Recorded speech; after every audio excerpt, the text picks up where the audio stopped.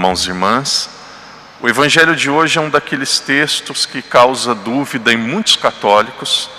E muitas vezes, ouvindo esse texto de hoje, pessoas nos acusam que nós idolatramos Maria, que como católicos nós somos idólatras. E estas pessoas dizem mais: o Evangelho pode provar para cada um de nós que Maria foi uma mulher comum. E o Evangelho também pode provar, nós podemos ver na Bíblia que Jesus teve outros irmãos. O que o texto diz? O texto diz assim: certo dia Jesus estava pregando, de repente aproximou-se a sua mãe, os seus irmãos, e eles queriam vê-lo. Então, eles perguntaram onde estava Jesus. E os discípulos disseram a ele: a sua mãe e os seus irmãos querem vê-lo. Então Jesus disse: quem é minha mãe e os meus irmãos? A minha mãe e os meus irmãos são aqueles que ouvem a minha palavra e a colocam em prática. Para nós compreendermos o texto de hoje, antes de algumas pessoas acusarem Nossa Senhora, nós precisamos partir de um pressuposto lógico. Jesus é Deus. Se Jesus é Deus, Jesus é perfeito.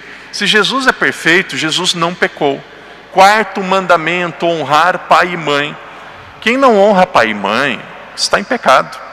Como que alguém pode dizer que Jesus não honrou a sua mãe? Como que alguém pode dizer que Jesus não respeitou a sua mãe? Não respeitar Maria seria um pecado, Jesus não pecou. Então, já está fora de cogitação alguém pensar, alguém que acredita em Deus, que acredita na Bíblia, está fora de cogitação alguém pensar que Jesus não respeitou a sua mãe. Não, não é isso. O Evangelho de hoje, uma primeira interpretação, uma primeira forma de compreendê-lo: Jesus é uma pessoa profundamente inclusiva. Jesus mostra que ele não veio apenas para a sua família biológica. Jesus, ele veio para todos. Jesus mostra que a sua missão não estava apenas na sua casa. Jesus mostra que a sua missão é uma missão para o mundo todo. Eu vejo minha vida como padre, claro que eu amo a minha família, claro que eu amo os meus pais, a minha irmã, as pessoas da minha casa. Porém, a minha missão não é na minha casa.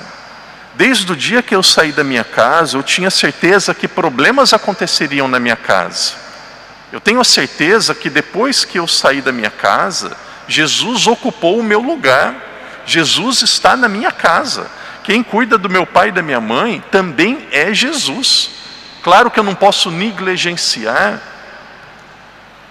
a minha responsabilidade de filho. Esse é o quarto mandamento. Eu preciso ligar para os meus pais, eu preciso ajudá-los naquilo que é possível eu ajudá-los. Porém, aqui está muito claro, a minha missão, a missão de um padre, não é ser pároco da sua casa.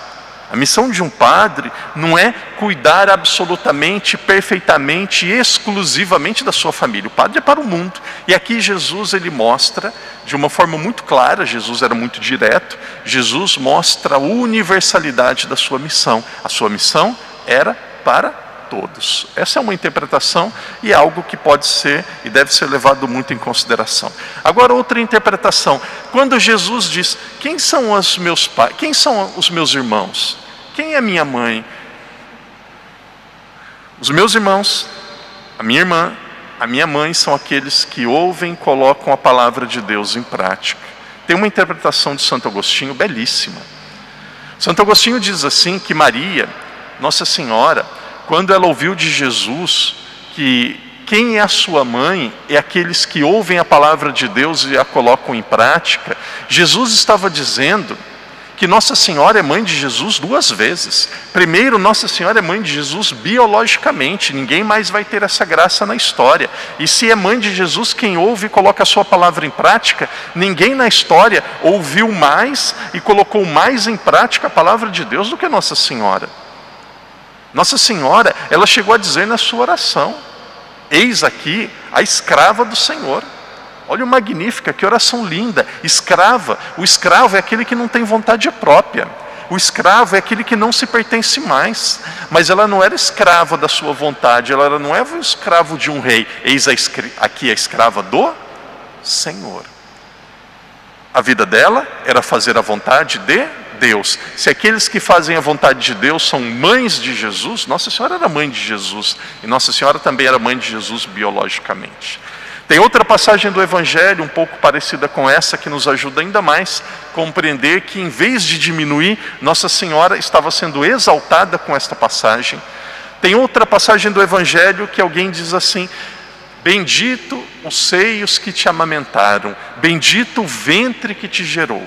E aí Jesus fala: muito mais bendito é aqueles que ouvem a minha palavra e a colocam em prática. E aí alguns dizem: viu? Jesus está falando que bendita não é Nossa Senhora porque ela deu a luz a Ele. Muito mais bendito é quem ouve a palavra de Deus e quem coloca em prática, quem é fiel. Querido, querida, aqui Jesus está mostrando que a grandiosidade de Nossa Senhora não é uma grandiosidade biológica apenas por um fato e um ato e um momento histórico dela ter dado a luz a Jesus. Não, a grandiosidade de Nossa Senhora, claro, por ter gerado biologicamente, mas a grandiosidade de Nossa Senhora está nela ter feito a vontade de Deus. Aqui Jesus, ele quer dizer: vocês não podem reduzir a minha mãe a apenas alguém que me gerou. A minha mãe é muito mais do que isso. A minha mãe é aquela que ouve a palavra de Deus. A minha mãe é aquela que põe em prática a palavra de Deus. E aqui títulos não nos salvam. Uma pessoa pode dizer: eu sou católico, eu sou crismado, eu recebi os sacramentos na igreja, louvado seja Deus, mas isso daqui não é certeza de salvação. Uma pessoa, ela, depois que ela faleceu, pode-se rezar 2 missas de funeral. Aqui em Macau, costumeiramente, se tem 2 missas. Pode colocar a intenção na missa todos os dias. Louvado seja Deus aqueles que, se puderem fazer isso, mas isso não garante o céu para ninguém. Não é porque lê o nome na Bíblia que está no céu. Não é porque no dia que a pessoa foi enterrada teve uma missa de funeral que está no céu. Não. Ajuda muito, sem dúvida nenhuma, nós acreditamos no poder da oração. Mas o que salva alguém é ouvir e colocar a palavra de Deus em prática. E por isso que Nossa Senhora é grande. Então esse é o primeiro ponto. Jesus não estava desvalorizando, não estava diminuindo a sua mãe. Segundo ponto, algumas pessoas dizem assim: viu? O texto diz, os irmãos de Jesus, as irmãs de Jesus, viu como Jesus tinha outros irmãos? Eu desafio alguém a mostrar na Bíblia onde o texto diz filhos de Maria. Mostre algum lugar da Bíblia onde a Bíblia diz os filhos de Maria. Os irmãos de Jesus, aqui é uma questão de vocabulário, aqui é uma questão de linguagem. Na língua que foi escrita, na língua antiga, na língua da Bíblia, não tinha a palavra cunhado, sobrinho. E aqui naquela época nós também precisamos entender um pouco a cultura. Naquela época, uma pessoa que era do mesmo sangue, que era da mesma família biológica, do mesmo clã. Eu tenho o meu sobrenome, uma pessoa que é Carvalho, que é Ribeiro, todas elas é como se fossem os meus irmãos. A família ia muito mais além dos irmãos do pai e da mesma mãe, tio, tia, eram todos considerados família. E essa explicação o padre já disse outras vezes e para mim era muito clara. Se Jesus tivesse outros irmãos, seguramente eram mais novos do que ele, porque Jesus foi o primogênito. Se Jesus tinha outros irmãos quando ele morreu na cruz, por que Jesus deixou a sua mãe para João, que era um estranho, e não foi um dos seus irmãos que cuidou de Nossa Senhora? É obrigação dos irmãos, quando o irmão mais novo morre, quando a mulher está viúva, é obrigação do irmão que ficou mais velho cuidar da mãe, não dar a um estranho, mesmo que seja discípulo. Se Nossa Senhora tivesse outros filhos, quem cuidaria de Nossa Senhora seria um dos seus supostos filhos, e não João Evangelista. Nossa Senhora teve apenas Jesus.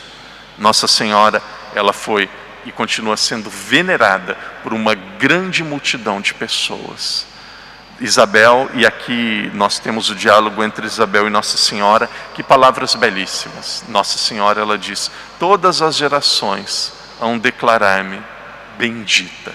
Todas as gerações, que alegria fazermos parte desta geração. Por isso nós que somos católicos, não tenha vergonha de amar Nossa Senhora.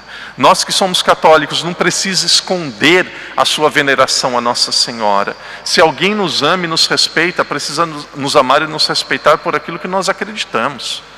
Muitas vezes nós podemos até evitar falar sobre política, muitas vezes podemos até evitar falar sobre futebol.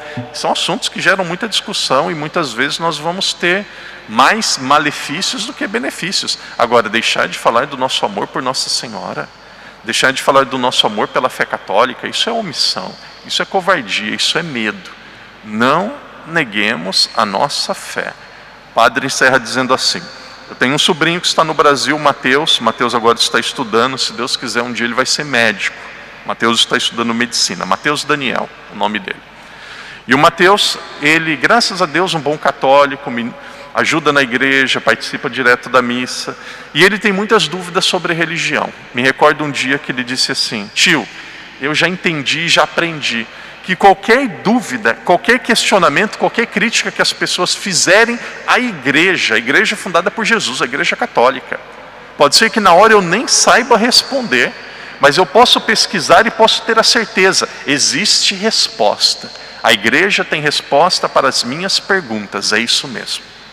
E eu disse para ele: é isso mesmo, você entendeu. Jesus fundou uma igreja, ele não pode se contradizer. Como que existem igrejas? Jesus fundou uma igreja, Jesus não deu poder para ninguém sair fundando igrejas por aí. Isso é um gesto de desobediência, um gesto de rebeldia. Jesus deixou a sua igreja. A igreja tem pecadores, a igreja tem coisas que precisam ser melhoradas. E elas precisam ser melhoradas por dentro, por pessoas que estão fiéis à igreja, não pessoas que saem e fundam outra, fazendo-se de pequenos deuses. Não. Então, se nós temos alguma dúvida, alguma dificuldade de compreensão na doutrina, pode procurar e tenha certeza absoluta. A igreja tem resposta para as nossas perguntas. Por fim, o padre encerra dizendo assim: que alegria, que segurança nós podemos dizer. E aqui não é ser orgulhoso, nem arrogante, nem prever o futuro. É uma palavra dita pelo próprio Jesus. Aqui nós podemos ter certeza. Nós estamos em uma instituição que ela não vai ser destruída. Não vai. As outras serão, as outras passarão. Nós estamos em uma instituição que ela não vai ser destruída, que ela não vai acabar enquanto não tiver a segunda vinda de Jesus. Ela não vai ser destruída. Por quê? Porque as portas do inferno não prevalecerão contra a minha igreja, disse Jesus. É bom que venha as crises, é bom que venha as tribulações, é bom que venha as dificuldades, mesmo internas. Quanto ensinamento errado, feito muitas vezes de dentro da igreja.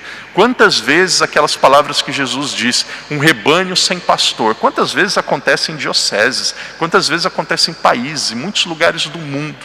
Nesse momento nós vamos dizer a nós mesmos, se a nossa segurança está nos homens ou no próprio Senhor. Fique firme, as portas do inferno jamais prevalecerão contra a igreja de Jesus, a igreja católica, apostólica, romana.